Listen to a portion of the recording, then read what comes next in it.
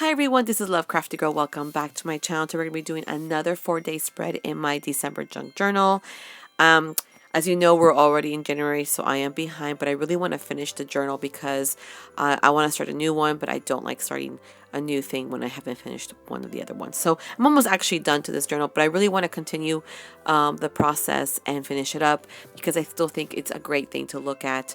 In my case, I have to go back and do my journaling, but also for like the videos, it's kind of nice to see a complete video of the entire month of December's junk journal being completed. So I'm gonna go ahead and do the next 4 days, and so continue watching to see how it turns out.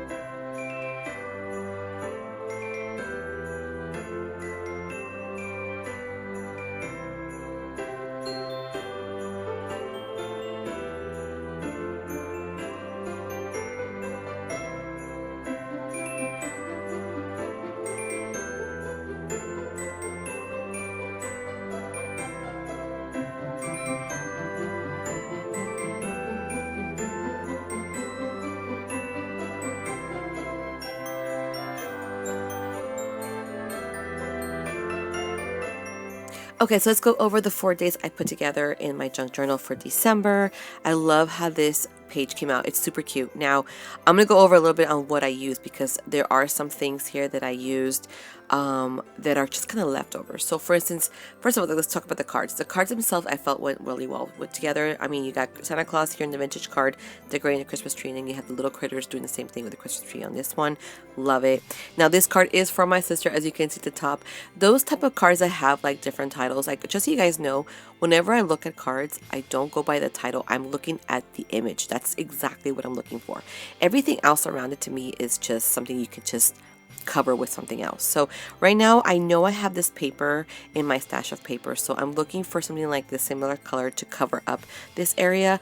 Most likely if I don't find one, I'll probably just put a sticker that says Merry Christmas or something like that, but that's something that doesn't bother me at all.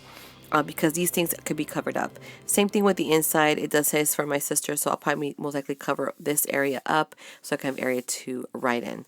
But I love the cards. It's super cute. Now, another thing I wanted to tell you guys is whenever you use big cards like this, like the regular size cards, around it, you just use your washi tape. It's the perfect thing to do as a border.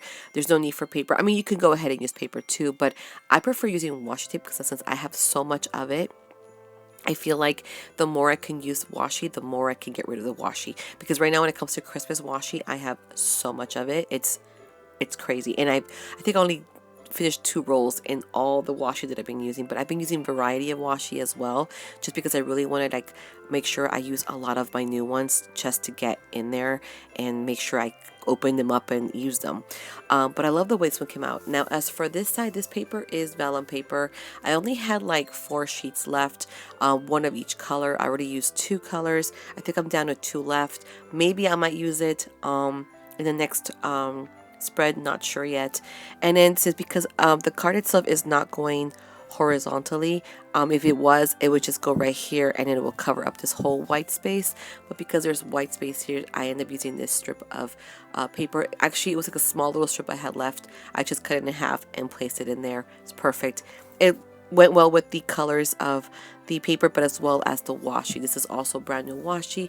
I decided to go ahead and use that to go all around it.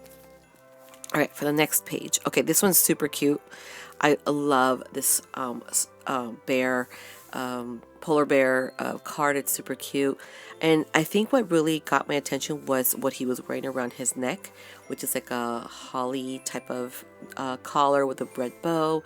And I kind of was inspired by that as when it comes to washi tape and paper. When it came to the Santa Claus one, I decided to go with this one just because it had a lot of white and a little bit of that green and red sort of looks like the collar he's wearing. So I went with that. And then for back paper, I just decided to go ahead with this paper right here at the back because it's got a bunch of little Santa Clauses. But when it came to washi, I decided to go ahead and use this washi right here that has similarity to what he's wearing. And I did the opposite, which is just a green with the same kind of hollies and stuff like that on this one. But I kept it simple. I didn't want to do too much on this page. I think the page itself is gorgeous. I mean, the card itself is gorgeous and it doesn't need much. As for the inside sticker, I did use this little guy. I think he was super cute and kind of went with him. I think he looks like a kind of a bear of some type, but we'll see. It's super cute. Love it. Okay, next page. Let's see. Okay, so this one was super cute. This card is so pretty. I love how it's like a shiny card. I wanted to use the shiny with the foil peppermint, which is super cute. And then for this one, I wanted to make sure I used the reindeer because there is a reindeer in the vintage card here. I want to make sure that the vintage card itself had a reindeer near it. So I did leave some space over alone just because I might fill it up with other stickers, which I might end up doing later on. I might do a video where I'm going to show you the entire book itself in one whole video plus anything I added on that wasn't done on camera. So that's what I'm thinking of doing. As for the inside, I decided to go ahead and put Rudolph the Red-Nosed Reindeer inside the card. Since there's no reindeer in the front, I figured let's put him inside. This is an actual cutout from a ColourPop lipstick container. They came out this year actually.